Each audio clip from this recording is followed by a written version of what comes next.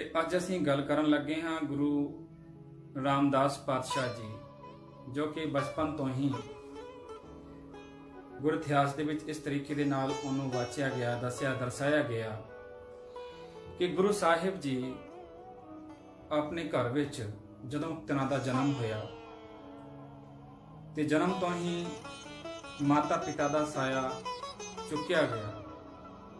ते तुसीं जाणदे हो कि जिहदे घर विच जिस बच्चे के सिर ते माँ प्यो का साया ना होवे, सहारा ना होवे, उस बच्चे की हालत किस तरीके की हो जाती है।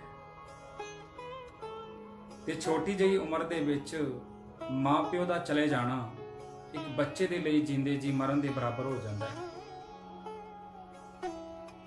ते नानी जी अपने पिंड लै गए ने,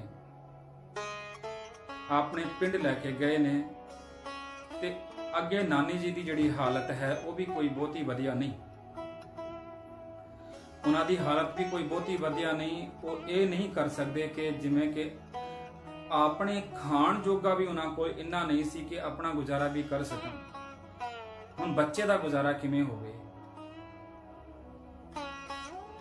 ते जदों कि इंसान ने एक ढिड दिता है ते वो खाण दे लई मूँह लाया ते कमाण दे लई हथ दिते ने ते वो ताकत भी बख्श दिंदा है। इहो जी हालत दे विच माता जी ने रोज अमृत वेले अपने दोते नूं एक छोटे जिहे भांडे दे विच घुंगणियां उबाल के दे देनियां। घुंगणे दा भाव तुसीं सारे समझदे होवोगे, छोले उबाल के दे दिंदे सन। ते भाई जेठा जी वो घुंगणे नूं लैके जांदे सन, उन्होंने बेच के जिहड़े पैसे आउंदे सन उन्हां पैसिਆਂ तो शाम का राशन अपने घर विच लैके आउणा, भाव आप भी खाना ते आप नानी जी नूं भी खवाउणा। ये समा बहुत टाइम तक चलदा रहा। इसे तरीके दे नाल नानी जी ने रोज़ घुंगणियां उबालणियां तैयार करके देनियां। भाई जेठा जी रोज़ बेच के अपने नानी जी दे लई ते अपने लई पैसे लैके आने ते उन्हां पैसों का राशन लैके आना। कहते हैं कि हर एक चीज़ का एक समा आउंदा है। असीं कह दिंदे आ कई बार कि कल तो इदां नहीं सी होया, अज किवें हो गया, जां अज जिवें असीं कह दिंदे आ कि फलाना इंसान कल तो ठीक सीगा, अज नूं की होया।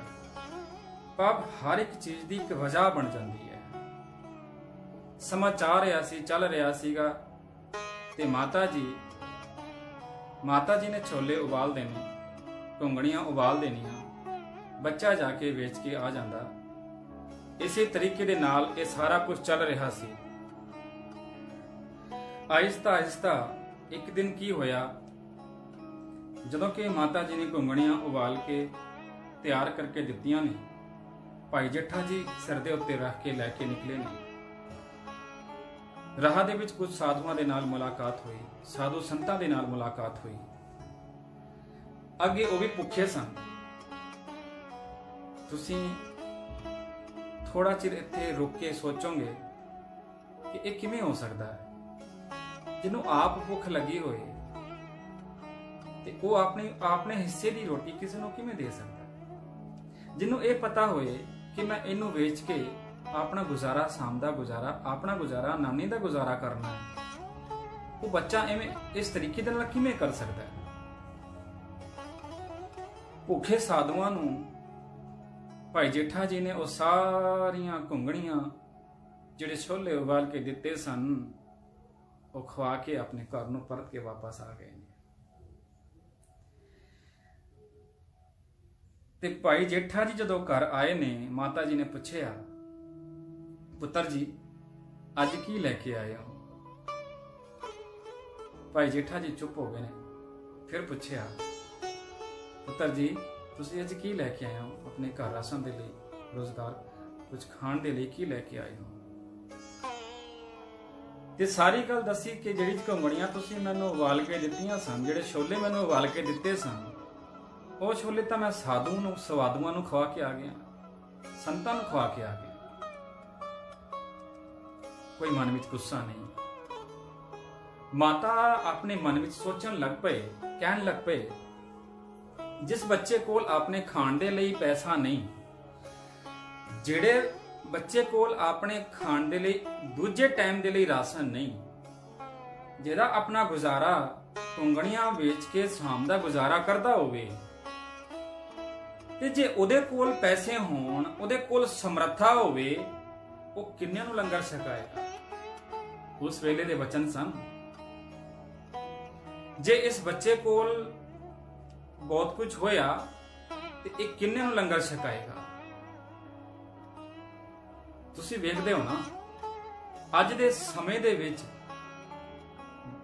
ਗੁਰੂ ਕੀ ਨਗਰੀ ਅੰਮ੍ਰਿਤਸਰ ਸਾਹਿਬ ਦੇ ਵਿੱਚ 1 ਲੱਖ ਸਵਾ ਲੱਖ ਬੰਦਾ ਰੋਜ਼ ਦਾ ਲੰਗਰ ਛਕਦਾ ਹੈ।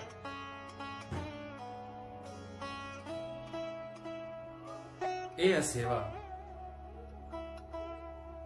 ਜਿਹਨੂੰ ਕਿ ਅਸੀਂ ਸਿੰਘ ਤੇ ਬੜੇ ਪਿਆਰ ਨਾਲ ਕਰੀ ਜਾ ਰਹੇ ਨੇ, ਬਟ ਨਿੰਦਿਆ ਕਰਨ ਵਾਲੇ ਹਜੇ ਵੀ ਨਹੀਂ ਹਟ ਰਹੇ। ਉਹ ਇੰਤਜ਼ਾਰ ਕਰ ਰਹੇ ਨੇ ਕਿ ਕਦੋਂ ਇਹ ਕਰਫਿਊ ਹਟੇ, ਕਦੋਂ ਅਸੀਂ ਇਹਨਾਂ 2% ਸਿੱਖਾਂ ਦੀ ਬੇਇੱਜ਼ਤੀ ਕਰੀਏ। ਉਹ ਇੰਤਜ਼ਾਰ ਕਰ ਰਹੇ ਨੇ ਕਦੋਂ ਇਹ ਕਰਫਿਊ ਹਟੇ, ਕਦੋਂ ਅਸੀਂ ਇਸ ਵਾਇਰਸ ਤੋਂ ਬਾਹਰ ਆਈਏ ਤੇ ਕਦੋਂ ਅਸੀਂ ਇਹਨਾਂ ਦੀ ਬੇਇੱਜ਼ਤੀ ਕਰੀਏ। ਹਰ ਇੱਕ ਉਹ ਜਗ੍ਹਾ ਦਾ ਇੰਤਜ਼ਾਰ ਕਰਦੇ ਨੇ, ਹਰ ਇੱਕ ਉਸ ਸਮੇਂ ਦਾ ਇੰਤਜ਼ਾਰ ਕਰਦੇ ਨੇ ਕਿ ਉਹ ਸਮਾਂ ਕਦੋਂ ਆਏ ਤੇ ਕਦੋਂ ਅਸੀਂ ਉਸ ਸਮੇਂ ਦੇ ਵਿੱਚ ਰਹਿੰਦਿਆਂ ਹੋਇਆਂ ਇਹਨਾਂ ਸਿੱਖਾਂ ਦੀ ਬੇਪਤੀ ਕਰੀਏ।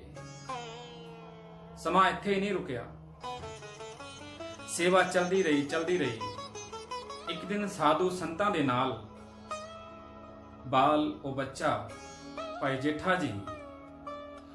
ਜੇਠਾ ਜੀ ਉਹਨਾਂ ਸਾਧੂਆਂ ਦੇ ਨਾਲ ਜਦੋਂ ਕਿ ਦਰਬਾਰ ਦੇ ਵਿੱਚ ਪਹੁੰਚੇ ਨੇ, ਗੁਰੂ ਅਮਰਦਾਸ ਪਾਤਸ਼ਾਹ ਜੀ ਦੇ ਦਰਬਾਰ ਵਿੱਚ ਜਾ ਕੇ ਸੇਵਾ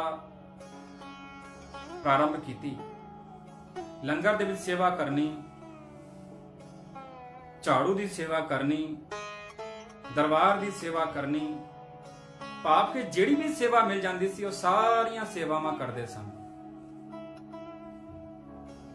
ਤੁਸੀਂ ਜਾਣਦੇ ਹੋਵੋਗੇ ਕਿ ਜਦੋਂ ਕਿ ਕਿਸੇ ਘਰ ਵਿੱਚ ਕੋਈ ਧੀ, ਕਿਸੇ ਦੀ ਬੱਚੀ ਵਿਆਹਣ ਵਾਲੀ ਹੋਵੇ ਨਾ, ਤੇ ਮਾਂ ਤੇ ਪਿਓ ਨੂੰ ਇੱਕ ਵੈਰਾਗ ਪੈ ਜਾਂਦਾ, ਇੱਕ ਸੋਚ ਪੈ ਜਾਂਦੀ ਹੈ ਕਿ ਸਾਡੀ ਜਿਹੜੀ ਬੱਚੀ ਹੈ ਇਹ ਵਿਆਹਣ ਜੋਗੀ ਹੋ ਗਈ ਹੈ, ਅਸੀਂ ਇਹਨੂੰ ਕਿਸ ਤਰੀਕੇ ਦੇ ਨਾਲ ਕਿਹੜੇ ਤਰੀਕੇ ਦਾ ਅਸੀਂ ਇਹਦੇ ਲਈ ਵਰ ਲੱਭੀਏ।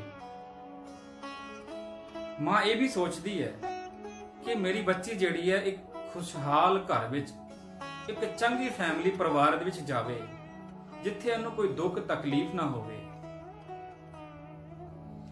ਭਾਈ ਜੇਠਾ ਜੀ ਗੁਰਦਰਬਾਰ ਦੀ ਸੇਵਾ ਕਰ ਰਹੇ ਨੇ, ਗੁਰੂ ਸਾਹਿਬ ਦੀ ਸੇਵਾ ਕਰਦੇ ਨੇ, ਲੰਗਰ ਦੀ ਸੇਵਾ ਕਰ ਰਹੇ ਨੇ।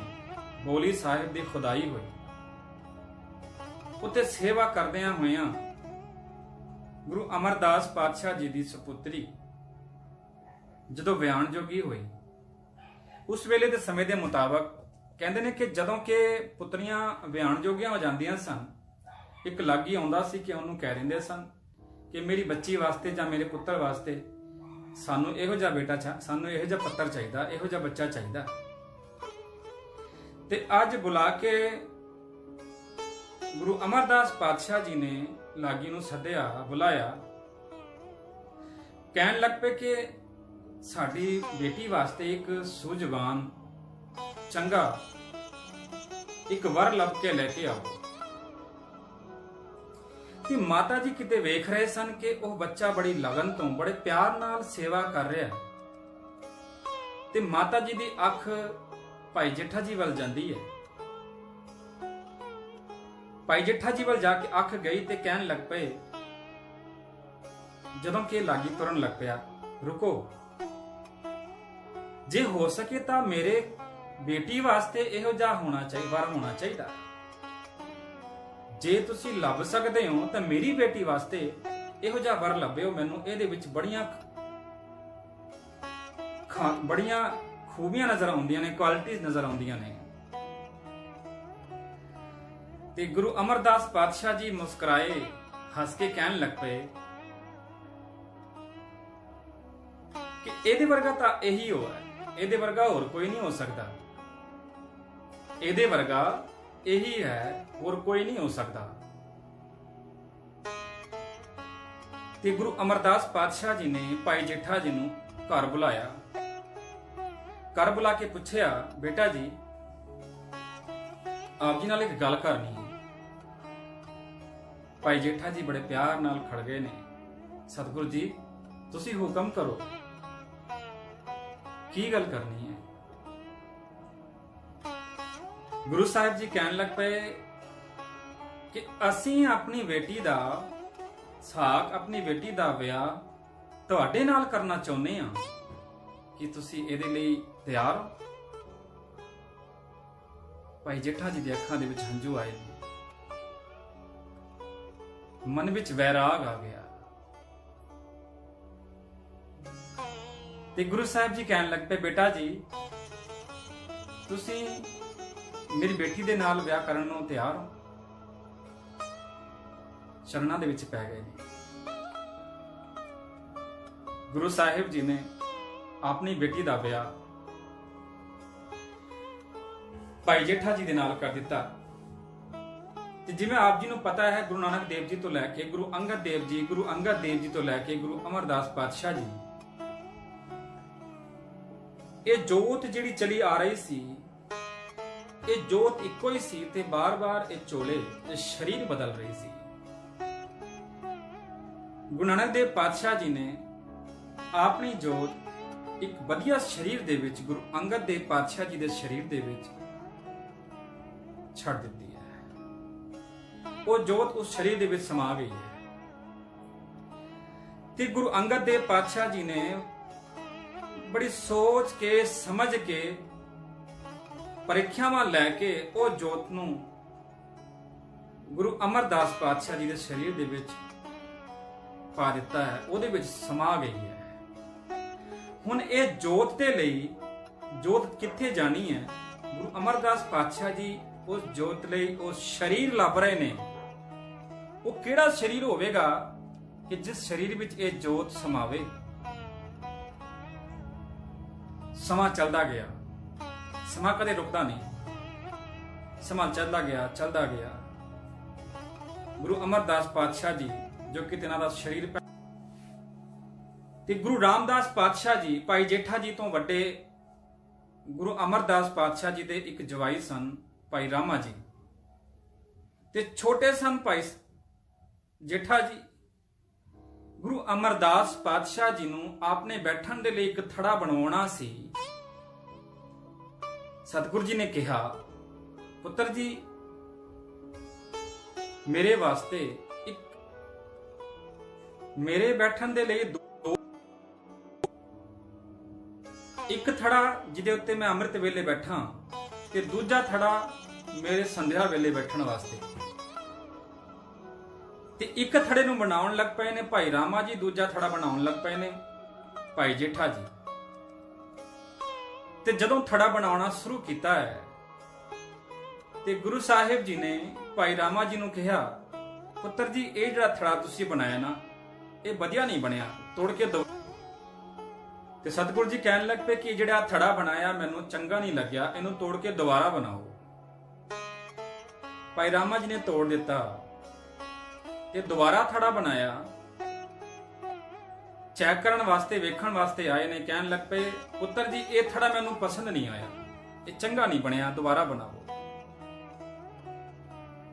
ਜਦੋਂ ਸਾਡਾ ਇਮਤਿਹਾਨ ਹੋਵੇ ਨਾ ਸਕੂਲ ਦੇ ਵਿੱਚ, ਤੇ ਟੀਚਰ ਕੋਸ਼ਿਸ਼ ਕਰਦੇ ਨੇ ਕਿ ਇਹੋ ਜਿਹੇ ਸਵਾਲ, ਇਹੋ ਜਿਹੇ ਕੁਐਸਚਨਸ ਪਾਈਏ ਕਿ ਜਿਹੜਾ ਸਾਡਾ ਵਿਦਿਆਰਥੀ ਹੈ, ਸਾਡਾ ਸਟੂਡੈਂਟ ਹੈ, ਸਾਨੂੰ ਉਹਦੀ ਪਰਖ ਹੋ ਜਾਏ ਕਿ ਕਿਹੜਾ ਪੜਨ ਵਾਲਾ ਹੈ, ਕਿਹੜਾ ਪੜਨ ਵਾਲਾ ਨਹੀਂ।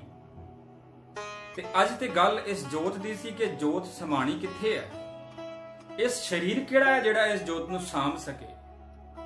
ਥੜਾ ਪਸੰਦ ਨਹੀਂ ਆਇਆ, ਦੂਜਾ ਬਣਾਵੋ। ਤੀਜਾ ਬਣਾਇਆ, ਚੌਥਾ ਬਣਾਇਆ। ਬੜੇ ਗੁੱਸੇ ਦੇ ਵਿੱਚ ਕਹਿ ਰਹੇ ਨੇ, ਮੈਨੂੰ ਨਹੀਂ ਪਤਾ ਕਿ ਤੁਹਾਨੂੰ ਕਿਹੋ ਜਿਹਾ ਥੜਾ ਚਾਹੀਦਾ, ਮੈਂ ਨਹੀਂ ਬਣਾ ਸਕਦਾ। ਹੁਣ ਵਾਰੀ ਆਉਂਦੀ ਹੈ ਭਾਈ ਜੇਠਾ ਜੀ ਦੀ। ਭਾਈ ਜੇਠਾ ਜੀ ਨੂੰ ਕਿਹਾ, ਪੁੱਤਰ ਜੀ ਸਰ ਮੇਰੇ ਵਾਸਤੇ ਥੜਾ ਬਣਾਓ। ਭਾਈ ਜੇਠਾ ਨੇ ਥੜਾ ਬਣਾਉਣਾ ਸ਼ੁਰੂ ਕੀਤਾ। ਇੱਕ ਵਾਰ ਤੋੜਿਆ, ਪੁੱਤਰ ਜੀ ਥੜਾ ਦੂਜਾ ਬਣਾਓ। ਦੁਬਾਰਾ ਬਣਾਇਆ, नहीं पसंद आया, तीजी बार बनाया, चौथी बार बनाया, पंजवीं बार बनाया, छेवीं बार बनाया, सतवीं बार बनाया। आखिर नूं कहन लग पे, पुत्र जी थड़ा मैनू पसंद नहीं आया, मैनू चंगा नहीं लग्या। भाई जेठा जी ने हाथ जोड़ के की किया, सतगुरु जी मैं अनजान हाँ, मैनू नहीं पता कि तुहानू किहो जिहा थड़ा चाहिदा। तुसी मैनू अपनी पसंद दसो, किस तरीके का थड़ा मैनू मैं बनावां, मैं उही तरीके का थड़ा तुहाडे वास्ते बनावांगा। गुरु अमरदास पातशाह जी ने भाई जेठा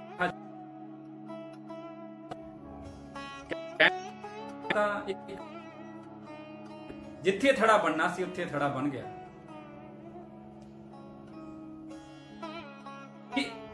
एक गल कदे नोट करना, ये गुरु गद्दी किसी अमीर घर विच नहीं गई, ये गुरु की गद्दी किसी वड्डे परिवार विच नहीं गई, पुत्रां दे घर विच नहीं गई, उत्थे गई है उस पुत्र दे कोल गई है, सिख दे कोल गई है जिहड़ा गुरु सिੱਖੀ दे विच सेवा दे विच सिमरन दे विच निपुण है।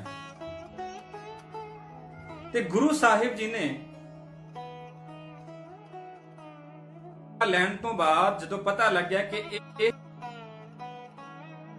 ये जोत दे लई शरीर इस तो चंगा नहीं मिल सकता, ਇਹਦੇ ਵਿੱਚ ਨਿਮਰਤਾ है, मिठास है, ये सहन कर सकता कि लोगों ने की कुछ कहना है। एक हीरो नूं, एक राजे नूं कुछ लोग माड़ा कहंदे ने ते कुछ लोग चंगा कहंदे ने। वेखना पैंदा कि वो राजे दे विच निमरता किन्नी है। गुरु साहिब जी ने वो चोला वो शरीर पा गुरु रामदास पातशाह जी किया गया। जदों असी गुरु का इतिहास, गुरु की बाणी, धार्मिक विचारां नूं सुनदे हां ना, सानूं पता लगदा है कि गुरुआं ने, पीरां ने अपने शरीरां दे उत्ते की कुछ सहन कीता है तां इन्नी वड्डी पदवी दे उत्ते बैठे ने। गुरु साहिब जी दा उपदेश है कि किरत करो, नाम जपो ते वंड के छको। अज समा है किरत भी करनी है, नाम भी जपना है ते वंड के भी छकना है। वंड के छकना का मतलब है कि मेरा कहने का भाव यह है, जिथे कोई गरीब नजर आता है, क्योंकि यह समा इहो जिहा चल रहा है, जिथे कोई गरीब नजर आता, लोड़वंद नजर आता है, सानू सारिਆਂ ਨੂੰ ਚਾਹੀਦਾ कि ਅਸੀਂ ਉਹਦੀ सेवा करिए। ਜਿਹੜੇ मर्जी धर्म का होवे उनकी सेवा करो, उन्होंने लंगर छकाओ, जे माया की लोड़ ते माड़ी जिन्नी भी हो सके उनकी सेवा करो। जे गुरु रामदास पातशाह जी के इतिहास को वाचते हैं, आप जी के नाल विचारां करते हैं, अनेकों ही प्रकार दी गलतियां हो जाती हैं, क्योंकि गुरु की बाणी और गुरु का इतिहास महान है और असी तो अनजान हाँ, असी इंसान हाँ, इंसान कोलों गलती हो जाती है। सो बाणी पढ़ते हैं तो गुरु का इतिहास को आप जी के नाल शेयर करते हैं, विचारां करते हैं, अनेकों ही प्रकार दी गलतियां हो गई। सो अनजान बच्चा जान के खिमा करना जी। आखो जी वाहे गुरु जी का खालसा, वाहे गुरु जी की